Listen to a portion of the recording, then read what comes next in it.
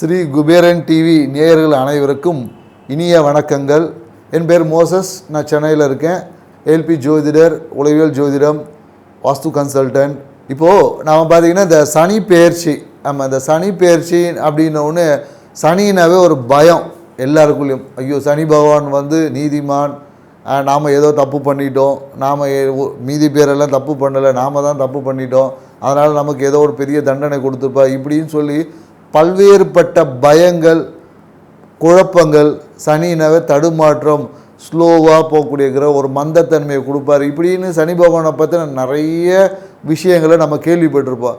ஆனால் உண்மையாகவே சனி பகவானா என்ன அப்படின்றது தான் பார்ப்போம். ஏன்னா நம்மளோட கிரக சுழற்சிகளே பார்த்தீங்கன்னு வச்சுக்கோங்க, சனி தான் வந்து நீண்ட தூரத்தில், அதாவது நம்மளுடைய அந்த பால்வெளி மண்டலத்தில் பூமிக்குலேருந்து ரொம்ப சூரியன்லேருந்து மிக தூரமாக இருக்கக்கூடிய கிரகம் பார்த்திங்கன்னா சனி பகவான்.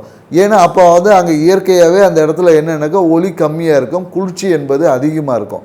ஸோ அப்போ குளிர்ச்சி நம்ம உடம்புல வரும்போது அப்போ நம்மளால் என்ன பண்ண முடியும், சோம்பல் வந்துடும். ஏன்னா நிறைய பேர் என்ன, இந்த மார்கழி மாதம் குளிர்ச்சி அப்படின்னும் போது உங்களுக்கு தெரியும், மார்கழி மாதத்துலலாம் சுறுசுறுப்பாக இருப்போமா, ரொம்ப சோம்பலாக இருப்போம், நம்மளுடைய செயல்பாடுகள் எல்லாமே ஒரு மந்தத்தன்மையில் இருக்கும். ஸோ அதனால் இந்த சனி பகவானுடைய பார்வைகள் எங்கெங்கெல்லாம் விழுதோ அந்த இடங்கள் மந்தத்தன்மையாகும். ஏன்னா சனி பார்க்குற இடத்துல கெடுப்பார், இருக்கிற இடத்துல கொடுப்பார் அப்படின்ற ஒரு ரூல் இருக்குது. ஸோ அப்போ நம்ம பார்க்கக்கூடிய இடங்கள் எல்லாமே அந்த இடத்துல ஒரு மந்தத்தன்மையையும் அந்த இடத்துல ஸ்லோ ஆக்டிவிட்டிஸையும் கொடுத்துருவார். இருக்கிற இடத்த பெருக்குவார். அப்படின்னும் போது அந்த பாவகங்கள், ஒரு கிரகம், ஒரு இப்போ மேஷ ராசி இருக்காருன்னா சனி பகவானுடைய பாவகங்கள் பார்த்திங்கன்னா 10-11 இருக்குது. இந்த பாவங்கள் இயற்கையாகவே சனி பகவானோட கண்ட்ரோலில் தான் இருக்கும். ஸோ இந்த பாவகங்கள் வந்து அதிகமாக வேலை செய்யும். ஆனால் அந்த பாவங்களோட பார்வைப்படக்கூடிய இடங்கள் எல்லாமே ஸ்லோவாக இருக்கும், பொறுமையாக தான் நடக்கும். அந்த இடத்துல அவசரம், வேகங்கள் இருக்காது என்பது தான். இன்னொன்று எனக்கு, நம்ம சனி பகவானுக்கு பார்த்திங்கன்னா அவரோட வாகனம் நம்ம சொல்லக்கூடிய விஷயம் தான் காகம். ஏன் அந்த காகத்தை வந்து அவருக்கு வாகனமாக கொடுப்பாங்க? ஏன்னா சனிக்கு வந்துன்னா காகத்துக்கு சாப்பாடு வைப்போம், எல்லாரும் வைப்பாங்க. ஆனால் ஏன் காகத்துக்கு சாப்பாடு வைப்போன்ற அந்த உணர்வு என்பது நம்மக்கிட்ட இல்லை. ஏன்னா காகம் தான் பார்த்திங்கன்னா இருக்கிறது மிக ஒழுக்கம் நிறைந்த பறவை அப்படின்னு பார்த்திங்கன்னா காகம் தான். ஏன்னு வச்சிங்களேன், காகம் வந்து தன்னுடைய இனத்தோடு வாழும். எப்போதும் பார்த்திங்கன்னா தனக்கு தேவையானது எல்லாத்தையும் சேர்ந்து சாப்பிடும். இன்னொரு விஷயம் பார்த்திங்கன்னா, காகம் வந்து விடிய காலையில் சூரிய உதய பிரம்ம முகூர்த்தத்தில் எந்திரிக்கக்கூடிய ஒரே பறவை வந்து காகம் தான். மீதி எல்லா பறவையும் பார்த்திங்கன்னா எப்போ பார்த்தாலும் தூங்கிட்டு இருக்க எல்லாமே இருக்குது. நீங்கள் எங்கே வேணாலும் எந்த பறவை வேணால் போய் பாருங்கள். ஆனால் காகம் மட்டும்தான் விடிய காலையில் எந்திரிக்கும். எந்திரிச்சிட்டு காகம் இருவேளை குளிக்கும். நீங்கள் தண்ணி இருக்குது இல்லை, நம்ம பெரும்பாலும் காகம் குளிக்கிறதுலாம் அது எப்படி இருந்தாலும் தலையை ஒரு இங்கே தண்ணியில் போய் சிலுப்பிட்டு வந்துடும் அதுக்கு. அப்போ காலையில் எந்திரிச்சு தன்னுடைய வேலைகள்லாம் என்ன, இங்கே செய்யக்கூடிய நம்ம வாழக்கூடிய இடங்களில் இருக்கக்கூடிய அனைத்து கழிவுகளையும் அது என்ன பண்ணும், அதை நீக்கி அதை அப்படியே அமிர்தமாக மாற்றிடும், அதாவது உரமாக மாற்றிடும். ஏன்னா காகத்தோட அந்த நமக்கு சொல்லணும், காகத்தோட எச்சம் விழும்போது அதில் ஆசிட் கண்டென்ட் அதிகமாக இருக்கும். பெரும்பாலும் இந்த பைக்கிலலாம் காகம் வந்து அதோட எச்சம் படும் போது அதை தொடச்சா கூட அவ்வளோ சீக்கிரத்தில் போகாது. ஏன்னா அதோட அசிடிட்டி கண்டென்ட் அதிகம். ஏன்னா அது இயற்கையாகவே அந்த ஆசிட் கண்டென்ட் அதிகமாக இருக்கிறதால அதை நம்ம உள்ளக்கூடிய கழிவுகளை அப்படியே எரித்து நமக்கு உரமாக்கி கொடுக்கும். பெரும்பாலும் அந்த காகம் பார்த்திங்கன்னா நிறைய இந்த வெயில் காலங்களில் பார்த்திங்கன்னா நமக்கு அந்த காகம் வந்து இந்த வேப்பம் பழத்தை நம்ம சாப்பிடும். அதனால தான் சனி பகவானுக்கு வந்து வேப்ப மரத்தை சொல்லுவாங்க. வேப்பம் பழத்தை வந்து காகம் வந்து சாப்பிட்டுட்டு அதை எச்சிங்களை வந்து வேப்ப மரத்தை இனவர்த்தி பண்ணக்கூடிய மிக ஒரு பறவை எதுன்னா காகம் தான். ஸோ அப்போ இந்த காகத்துக்கு உண்டான அது இன்னொன்று பார்த்திங்கன்னா, காகத்து வந்து இந்த கழிவுகளை நீக்கி சுத்தமாக்குறது ஒரு வேலை இருந்தாலும், ஈவன் அதோட இனப்பெருக்கம் பார்த்திங்கன்னா அதோட செக்ஷுவல் விஷயங்கள் எல்லாமே ஈவினிங்கில் தான் பார்க்கும். அது பெரும்பாலும் அதோடைய விஷயங்களை யாரும் பார்க்க முடியாது. அவ்வளோ ஒழுக்கங்கள் இருந்தது. தன் இனத்தை வாழும் குட்டிகளை அதோட அந்த பறவை குஞ்சுகளை பாதுகாக்கும். ஸோ அப்படி இன்னொன்று என்னென்னாக்கா, அதோட கூடு எப்படி இருக்குன்னா வலிமையான இடத்துல தான் கட்டும். ஒரு காகத்தில் கூடை நீங்கள் அவ்வளோ சீக்கிரத்தில் கலைக்க முடியும். ஏன்னா அது வந்து அதை நல்ல கிளையோட ஸ்ட்ராங்னஸை பார்த்து அதோடைய உமிழ்நீரில் அந்த இரும்பையே வளைக்கக்கூடிய ஆற்றல் இருக்குது. அதனால தான் காகத்தோட கூண்டு பார்த்துருந்தீங்கன்னா அதில் நிறைய இரும்பு கம்பிகளை கொண்டு நல்லா முறுக்கி ஒரு ஸ்ட்ராங்கான ஒரு கட்டமைப்பை அமைக்கக்கூடிய ஒரு விஷயம் காகத்திற்கு. ஸோ இதை நாம் உணவளிக்கும் போது அந்த தன்மை நமக்குள்ளும் வர வேண்டும். நாமளும் சுறுசுறுப்பாக இருக்கணும். நம்மளுடைய விஷயங்களை நாம் செய்யக்கூடிய இந்த பிரபஞ்சத்தில் செய்யக்கூடிய அந்த ரூல்ஸ் அண்ட் ரெகுலேஷன்ஸ், அதாவது நம்ம பிரபஞ்சத்தில் விதிக்கப்பட்ட இயற்கைக்கு ஒன்றிய ஒரு வாழ்க்கையை அமைக்கணும் என்பது தான் காகத்துக்கு உணவளிக்கிறாங்க. ஏன்னா பெரும்பாலும் என்னென்னாக்கா நல்லெண்ணெயில் பார்த்தீங்கன்னா வெறும் எள்ளு எண்ணெய் மட்டும் இருக்குது, அது கூட கருப்பட்டி போட்டு அந்த வெப்பத்தை சமப்படுத்துவாங்க. ஏன்னா அப்படி பண்ணும்போது தான் அங்கே நமக்கு வெப்பம், ஒரு கதகதப்பு என்பது கிடைக்கும். ஸோ அதனால தான் நம்ம நல்லெண்ணெய் தீபத்தை எழுதுகிறோம். பெரும்பாலும் சனி பகவான் பார்த்தீங்கன்னா என்ன சொல்லுவாங்கன்னா ஒரு ஊனமுற்றவர் சொல்லுவாங்க. ஏன்னா சனி தான் ஆயுள் காரகன். ஏன்னா நம்மளோட உயிர் சாரம் அவர்கிட்ட தான் இருக்குது. ஏன்னா சனி நினச்சா தான் நம்மளோட ஆயுளையே பெருக்க முடியும். ஸோ ஏன்னா குளிர்ச்சியில் தான் நம்மளோட ஆயுளுக்கு வெப்பமாகும். வெப்பம் அதிகரிக்கும் போது நம்மளோட ஆயுள் உயிர்த்தன்மை விரயமாகும். குளிர்ச்சியில் தான் அந்த உயிர்த்தன்மை பெருகும். அதனால தான் சனிக்கு ஈஸ்வர பட்டமே கொடுத்துருப்பாங்க. சனி பகவானுக்கு ஈஸ்வரம். இதுக்கு நிறைய புராணங்கள், நிறைய கதைகள் சொல்லுவாங்க. ஆனால் அறிவியல் பூர்வமாக நமக்கு அதோட புரிதல் நமக்கு ரொம்ப குறைவாக இருக்கிறதுனால தான் நம்ம பெரும்பாலும் இந்த விஷயங்களை அறிவியல் பூர்வமாக உங்களுக்கு பகிர்றோம். மேலும் என்னென்னு வச்சுக்கிங்களேன், இந்த விஷயங்களை நாம் உணர்ந்து இப்படி உணரும் பட்சத்தில் தான் நம்மளால் இந்த சனி பயிற்சி, ஏன்னா இந்த கிரகங்கள் நகர்ந்து கொண்டே தான் இருக்கும். இந்த நகர்வுக்கு ஏற்ற மாதிரி ஒவ்வொரு வாழ்க்கையிலும் சில மாற்றங்கள், நன்மை தீமையான மாற்றங்கள் நடந்து கொண்டே தான் இருக்கும். ஏன்னா சனி இருக்கக்கூடிய பாவகங்களை என்ன பண்ணுவார், பார்க்கக்கூடிய பாவங்களை ஸ்டாப் பண்ணி அவர் என்ன ஒரு கிளீனிங் ப்ராசஸ். ஏன்னா அதனால தான் அவருக்கு ஃபர்டிலைசர் பார்த்திங்கன்னா சனியோட காரகத்துவத்தில் தான் வரும். ஏன்னாக்கா தீமை, அதாவது கழிவுகளை உரமாக்குறது, நன்மையாக்கக்கூடிய விஷயத்தை. அப்போ சனி பகவான் ஒரு விஷயத்தில் பார்க்குற அந்த இடத்துல ஒர்க் எதுவுமே நடக்க அண்டர் ப்ராசஸ். இப்போ ரோடு மெயின்டெனன்ஸ்னு சொல்லுவாங்க இல்லையா, அதைத்தான் அவர் செய்வார். அந்த மெயின்டெனன்ஸ் அப்போ நமக்கு சில விஷயங்களை செய்ய முடியாமல் சில உபாதைகள் நமக்கு வரும். அதுதான் நம்ம இங்கே பிரச்சனைன்னு பேசிகிட்டு இருக்கோம். ஸோ இந்த பிரச்சனையை எப்படி எதிர்கொள்வது, ஒவ்வொரு ராசிக்கும் எப்படி எதிர்கொள்ளலாம் அப்படின்றது தான் இந்த சனி பயிற்சி விஷயத்தில் நம்ம பார்க்க போகிறோம். இப்போ சனி பகவானுக்குன்னு பார்த்தீங்கன்னா பொது பரிகாரம் இது என்னென்னாக்கா, சனி எனக்கு நல்ல இடத்துல இருக்குது, நல்ல இடத்துல இல்லை, வருது போகுது பார்க்குது, இது எல்லாத்தையும் தாண்டி, ஏன்னா நம்மளோட ஆயுள் காரகன். ஏன்னா நம்ம இதை மெயின்டைன் பண்ணும் போது தான் இந்த காரகத்துவம் பண்ணும்போது சனி என்பது என்னென்னாக்கா நம்மளுடைய உண்ணக்கூடிய உணவுகளோட கழிவுகளை அமிர்தமாக்கி நம்மளோட உயிர் சாரம் அதிகமாக்கும். அப்போ தான் நம்மளோட வாழ்நாள் என்பது நீட்டிக்கும்.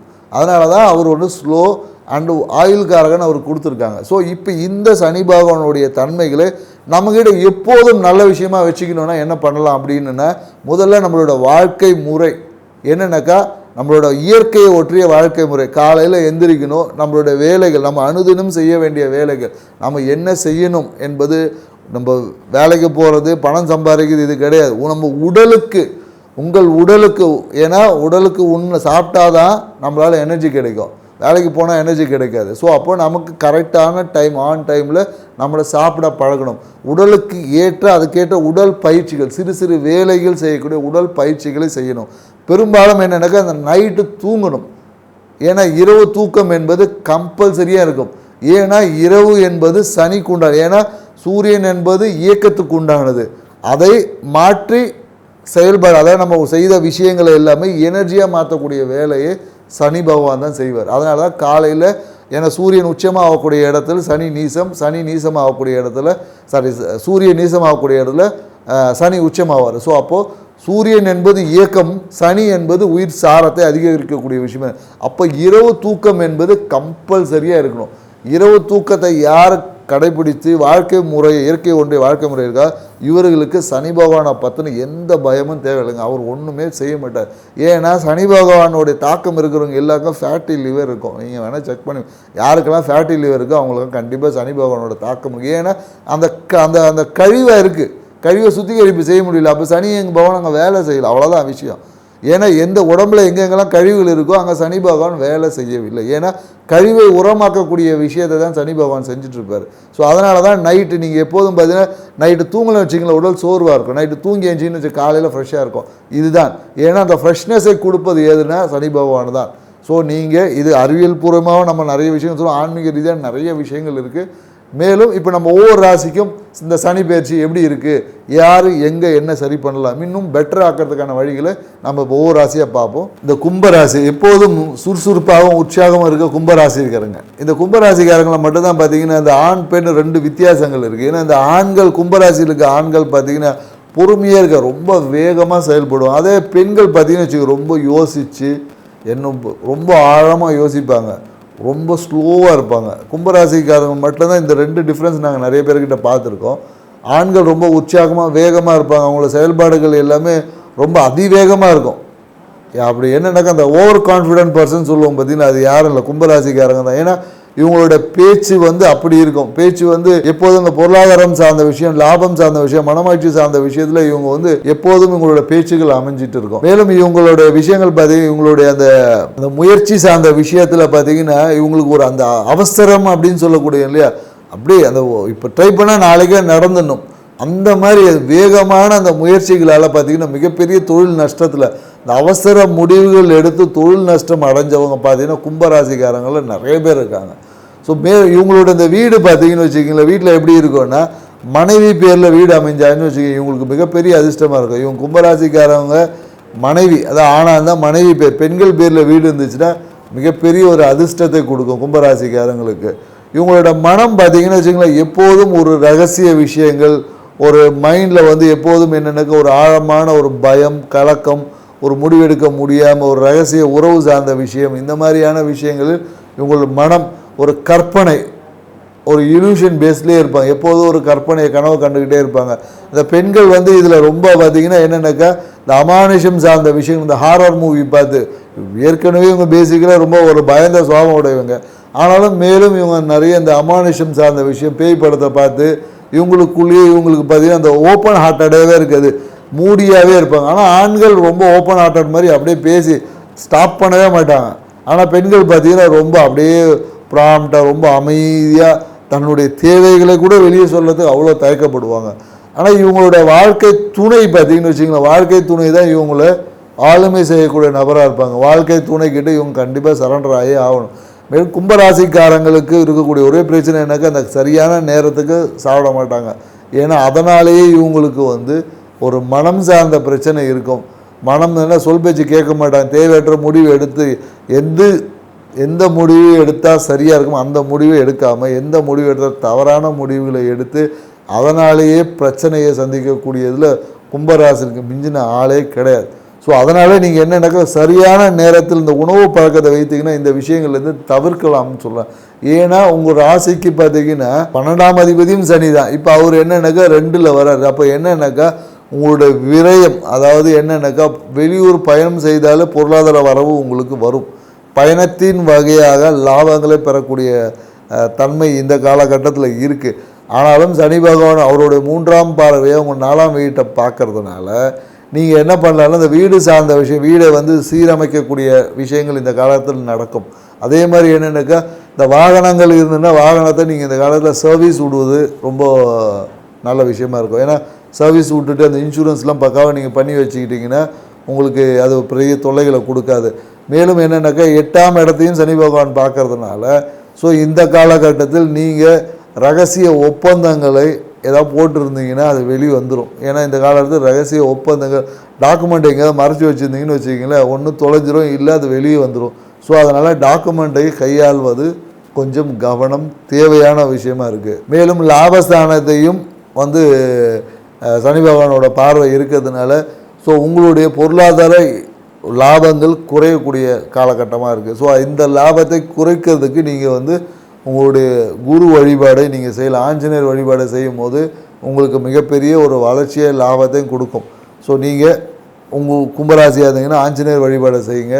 மேலும் என்னன்னாக்கா இந்த பழைய விஷயங்கள், அதாவது என்ன சொல்கிறதுன்னா இந்த பழைய விஷயங்களில் எப்போதும் அந்த இன்சூரன்ஸ் சார்ந்த விஷயம், பழைய விஷயங்களை கொஞ்சம் தவிர்த்து புதிய விஷயங்களில் உங்களுடைய மனதை எல்லாமே அதை ரெஃப்ரெஷ் பண்ணிக்கிட்டு நீங்கள் உணவை சரியான நேரத்தில் சாப்பிட்டுட்டு வந்தீங்கன்னாவே உங்கள் வாழ்க்கை மிகப்பெரிய ஒரு உச்சத்தை அடையும். நீங்கள் அதாவது கும்பராசிக்காரங்களை பரிகாரமாக சொல்ல போனோன்னா என்ன சொல்லலான்னா இந்த காலத்தில் நீங்கள் என்னன்னாக்கா இந்த லக்ஷ்மி நரசிம்மரை வழிபட்டிங்கன்னா உங்களுக்கு நன்மைகளை கொடுக்கும். மேலும் ஆஞ்சநேயர் வழிபாடு உங்கள் லாபத்தை பெருக்கும். காமதேனு உங்களுக்கு ஒன்றுமே இல்லை, குரு இல்லை குழந்தைகள், உங்கள் குழந்தைகளுக்கு தேவையான விஷயங்களை செஞ்சு பாருங்கள், உங்கள் லாபத்தை பெருக்க முடியும். காமதேனு நீங்கள் பார்த்தாவே போதும், பசுமாட்டை நீங்கள் பார்த்தீங்கன்னாவே அதுக்கு சும்மா போய் பார்த்துட்டு சும்மா நீங்கள் தடவி கொடுத்து அதுக்கு ஏதாவது ஒரு உணவு கழிச்சிங்கனாவே உங்களுடைய வருமானம் பெருகும் இந்த காலகட்டத்தில். ஸ்ரீ குபேரன் டிவியை பார்த்தமைக்கு நன்றிகள். மேலும் இது போன்ற தகவல்களை தெரிந்து கொள்ள ஸ்ரீ குபேரன் டிவியை சப்ஸ்கிரைப் செய்யுங்கள். மறக்காமல் பெல் ஐக்கானை கிளிக் செய்யுங்கள்.